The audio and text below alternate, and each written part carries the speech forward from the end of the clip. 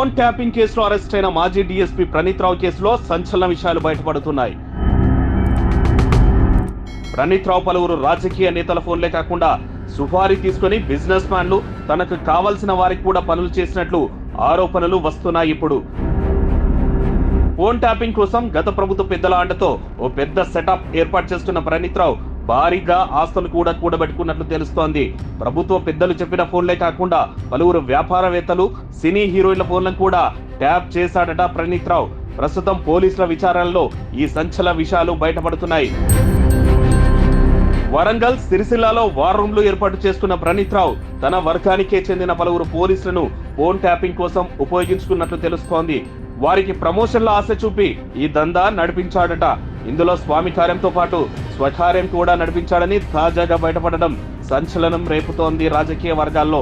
రాజకీయ నేతలు, వ్యాపారుల ఫోన్లే కాకుండా హీరోయిన్ల ఫోన్లను సైతం ట్యాప్ చేశాడంట ప్రణీత్ రావు. వీరి కాల్స్ రికార్డ్ చేసి పలువురు రాజకీయ నాయకులకు పంపినట్లు సమాచారం. హీరోయిన్ల కాల్స్ వినడం, రికార్డు చేయడంతో పాటు వాట్సాప్ చాట్ హిస్టరీని కూడా చోరీ చేసినట్టు తెలుస్తోంది. ఈ రికార్డ్స్ మొత్తం పెన్ డ్రైవ్లు, ఈమెయిల్స్ ద్వారా ప్రముఖ రాజకీయ నేతలకు పంపినట్లు సమాచారం. మరి ఈ డేటాతో వారు ఏం చేశారన్న దానిపై కూడా పోలీసులు కూపీలవుతున్నట్లు తెలుస్తోంది. హీరోయిన్ల కాల్ డాటాను వారి స్వలాభం కోసం వాడుకున్నారా, లేదంటే బ్లాక్ మెయిల్ ఏమైనా చేశారా అన్నది తెలియాల్సి ఉంది. ఏదేమైనా ప్రణీత్ రావు తీగ లాగితే పెద్ద డొంతనే బయటపడుతోంది. దీని వెనక ఉన్న కీ పర్సన్ ఎవరనేది ఇప్పుడు తెలియాల్సి ఉంది.